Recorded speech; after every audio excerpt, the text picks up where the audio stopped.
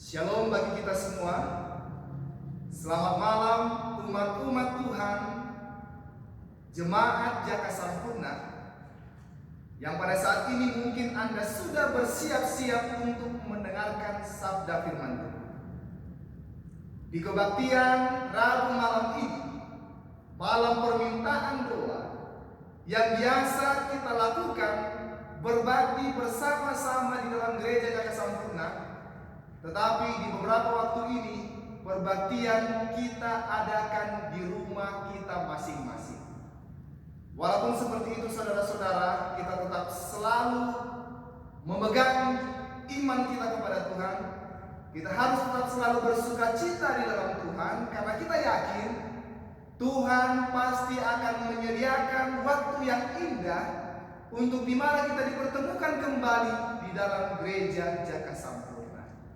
Saudara dan saudari tahu, Bapak dan Ibu tahu, semua jemaat Jaka Sampurna tahu, doa dan harapan kami adalah biarlah seluruh jemaat dimanapun berada boleh diberkati oleh Tuhan. Kami selalu berdoa saudara-saudara untuk Anda.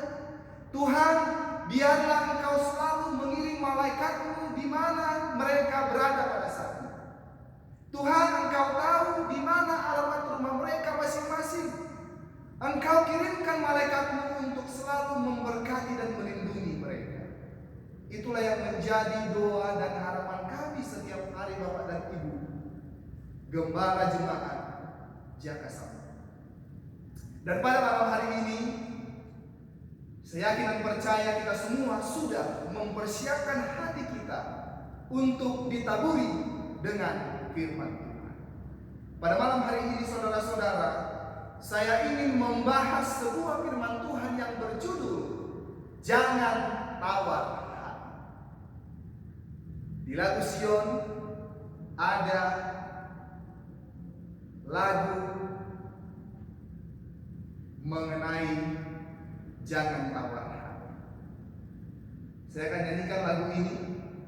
Janganlah tawar hatimu, percayalah padanya, giat lakukan tugasmu, minta dan terima kuasa.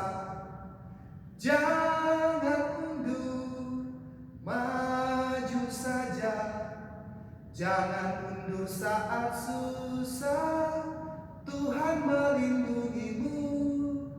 Harap saja pada Tuhan, puji Tuhan dalam susah, haraplah pada Tuhan. Saudara-saudara, inilah yang mau saya sampaikan mengenai pekabaran firman Tuhan pada malam hari ini. Pekabaran firman Tuhan pada malam hari ini berjudul Jangan Tawar Hati. Sebelum saya melanjutkan akan pekabaran ini, saya rindu untuk mengajak kita untuk sama-sama berdoa. Mari kita berdoa. Bapa kami yang di surga, kami siap untuk mendengarkan akan firman. Berbicaralah kepada hamba-Mu Tuhan, sambil video ini direkam, agar di dalam kelanjutan video firman-Mu ini, nasihat firman-Mu akan boleh bermanfaat bagi setiap jemaat yang akan mendengarkan. Kami serahkan ya Tuhan perbagian ini ke dalam tangan-Mu, di dalam nama anak-Mu Yesus Tuhan dan Juru Selamat kami. Amin. Baik saudara-saudara, judul firman Tuhan yang akan saya bawakan pada malam hari ini adalah jangan tawar hati. Bagi saudara-saudara di rumah, bukalah Alkitab-Mu di dalam 2 Korintus 4 ayat yang ke-16. Ini yang menjadi ayat inti pelajaran kita pada malam hari ini. Dikatakan di dalam 2 Korintus 4 ayat yang ke-16, sebab itu dikatakan kami tidak tawar hati, tetapi meskipun manusia lahiriah kami semakin merosot, namun manusia batiniah kami dibaharui hari ke hari. Saudara-saudara, pada malam hari ini saya ingin membawakan pelajaran mengenai tawar hati. Jika kita melihat arti daripada kata tawar hati, itu sesuatu yang tidak bersemangat.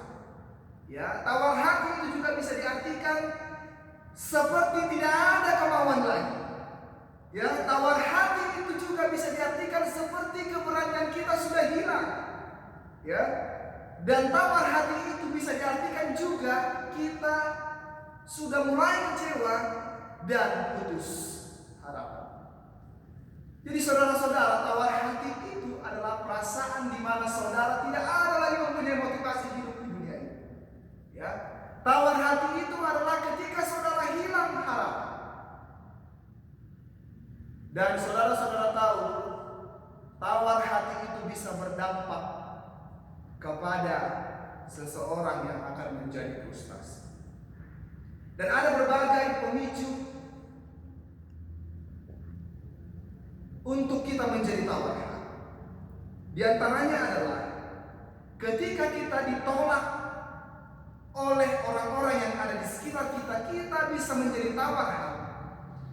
Ya, mungkin saudara-saudara karena sesuatu yang berharga hilang dari kehidupan kita sehingga kita menjadi tawar hati. Atau mungkin beban yang sangat berat yang kita tanggung pada saat ini. Atau bisa jadi Anda sedang mengalami sakit penyakit yang tidak kunjung sembuh sampai hari ini. Atau mungkin saudara-saudara kita akan menjadi tawar hati karena kegagalan yang terus-menerus terjadi di dalam kehidupan kita.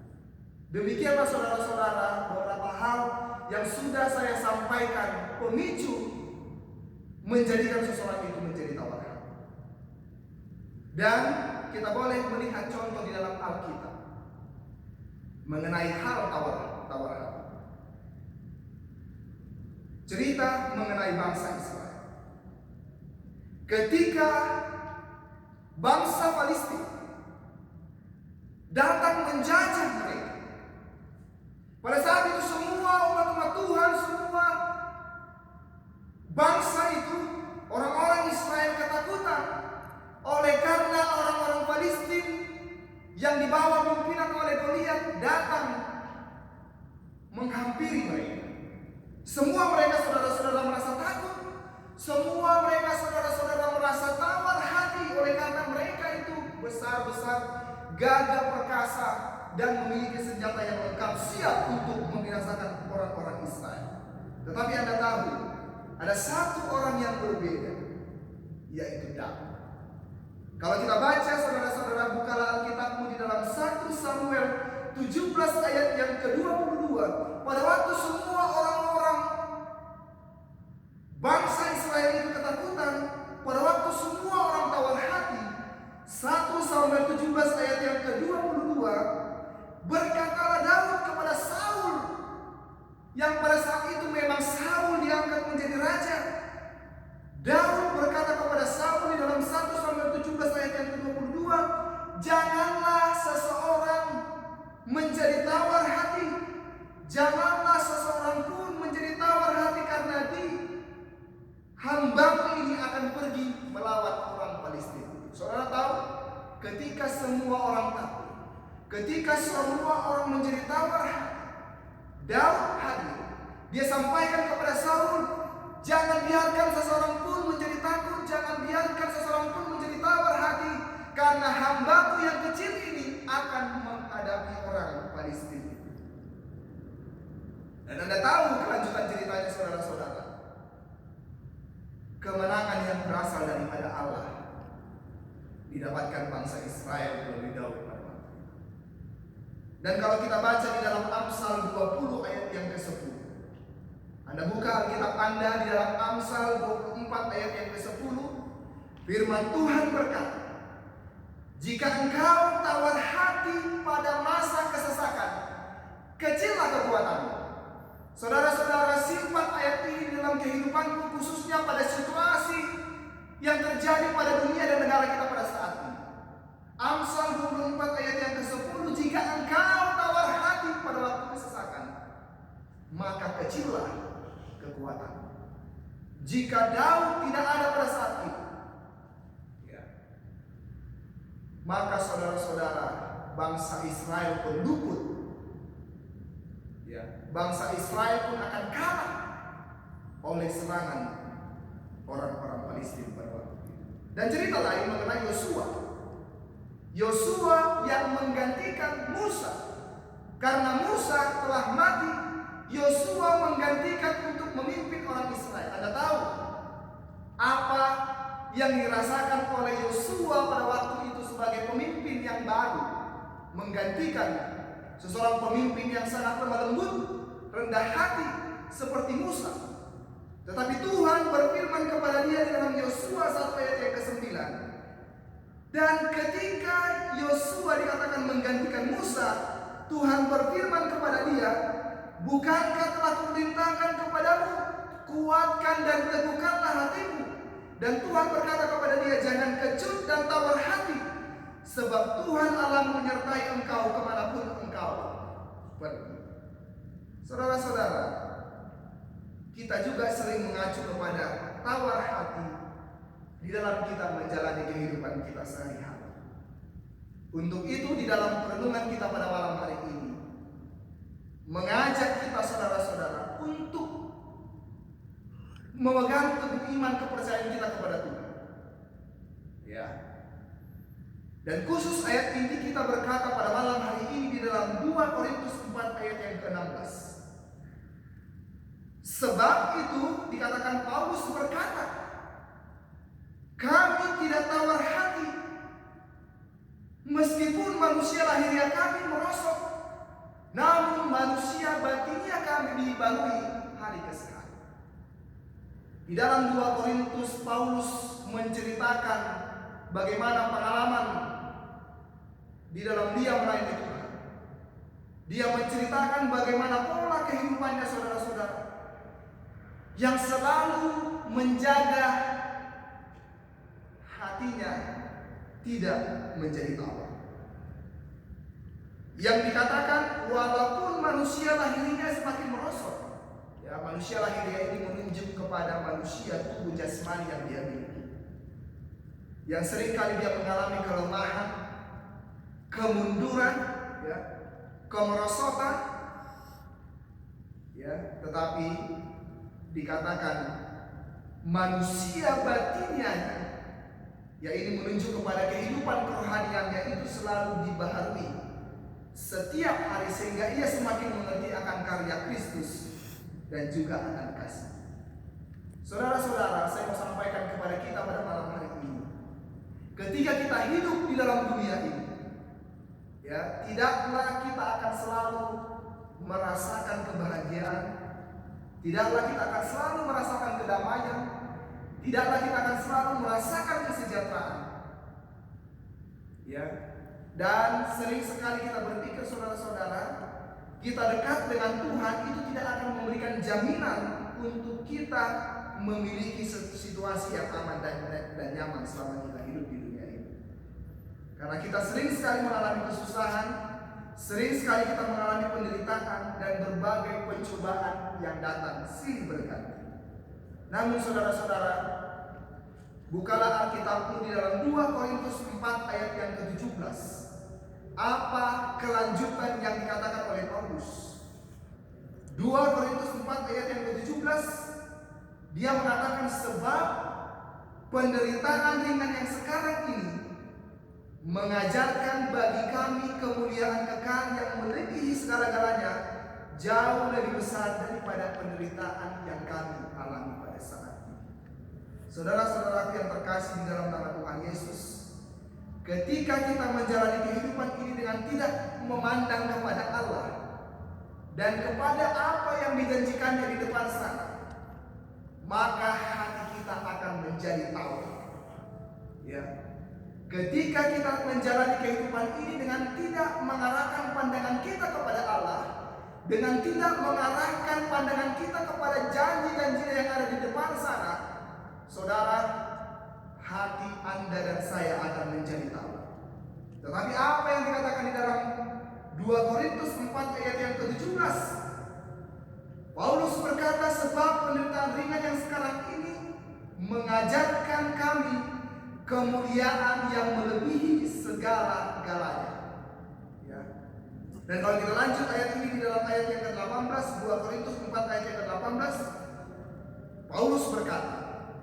Sebab kami dikatakan tidak memperhatikan yang kelihatan melainkan yang tidak kelihatan.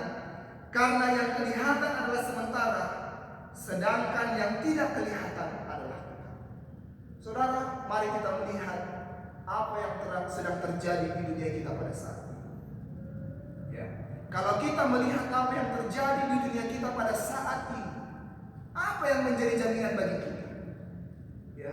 Kalau kita melihat apa yang terjadi di negara kita pada saat ini, khususnya kita yang tinggal di kota, apa yang boleh kita ambil menjadi jaminan kita akan aman sampai selama-lamanya? Tetapi saudara-saudara, pada malam hari ini saya mau mengajak kita semua, mari kita mengarahkan pemikiran kita, ya. Mari kita mengarahkan pandangan kita tertuju kepada Tuhan. Karena Allah lah yang menjadi sukacita kita, penghiburan kita dalam kita menjalani kehidupan ini pada situasi apa. Saudara-saudara yang terkasih di dalam nama Tuhan Yesus, apabila kita mencapai warisan surgawi, maka kita akan mengatakan bahwa kesengsaraan yang paling berat pun tidak berarti dibandingkan kemuliaan yang kekal itu. Sebab itu dikatakan kita tidak boleh hilang pengharapan atau melepaskan iman kita sewaktu kita menghadapi berbagai masalah. Saudara, ajarkan kepada keluarga kita, di depan sana masih banyak lagi rintangan cobaan yang harus kita hadapi. Ini belum seberapa, saudara-saudara, tetapi ini mengajarkan kepada kita semua untuk kita harus melakukan persiapan untuk apa yang akan terjadi di depan sana. Begitu banyak yang harus kita persiapkan pada saat ini untuk menyambut hari yang ada di depan kita sana. Saudara-saudara yang terkasih di dalam nama Tuhan Yesus, tetapi kita tidak boleh hilang pengharapan atau melepaskan iman kita sewaktu kita menghadapi berbagai masalah nanti yang ada di depan sana. Ellen G. White mengatakan di dalam buku Kebahagiaan Sejati, perhatikan kutipan ini, ya, masing-masing mempunyai ujian kesulitan yang berat dipikul, godaan-godaan yang susah dilawan. Saudara-saudara, dikatakan janganlah utarakan kesulitan-kesulitanmu di hadapan manusia, melainkan bawalah segala sesuatu kepada Allah di dalam doa. Buatlah, dikatakan, suatu peraturan untuk tidak pernah mengucapkan sepatah kata meragukan dan mengecewakan. Engkau dapat melakukan banyak hal untuk menggembirakan hidup orang-orang lain dan menguatkan usaha-usaha mereka melalui kata-kata pengharapan dan kegembiraan. Saudara tahu, banyak orang-orang pada saat ini yang hilang pengharapan. Banyak orang-orang pada saat ini yang hilang masa depan, pandangan melihat ke depan. Umat-umat Tuhan, jemaat Jaka Sampurna, Anda dibutuhkan di dunia pada saat ini, bahwa pengharapan masih ada di dalam Tuhan. Ya. Saudara-saudara dibutuhkan pada akhir zaman ini untuk memberikan kata-kata kegembiraan kepada orang-orang yang ada di sekitar kita, agar hati mereka tidak menjadi tawar oleh karena situasi dan kondisi. Saudara-saudara, biarlah dikatakan kita menguatkan orang-orang lain, menguatkan mereka dengan usaha-usaha kita melalui kata-kata pengharapan dan kegembiraan. Akhir daripada khotbah ini adalah kami ingin menyampaikan untuk umat-umat Tuhan, jemaat Jaka Sampurna. Saudara-saudaraku yang terkasih di dalam nama Tuhan Yesus, jangan pernah engkau tawar hati. Tetaplah selalu memegang janji Tuhan. Dan di akhir video ini, doa kami akan selalu menjadi bagian daripada jemaat Jaka Sampurna. Kiranya Anda selalu diberkati oleh Tuhan. Kiranya Anda selalu dilindungi oleh Tuhan. Dan salam dari kami, saudaramu sepelayanan pendeta muda Sabar Simbolon dan pendeta Happy Buta-Buta. Kasih Allah Bapa, kasih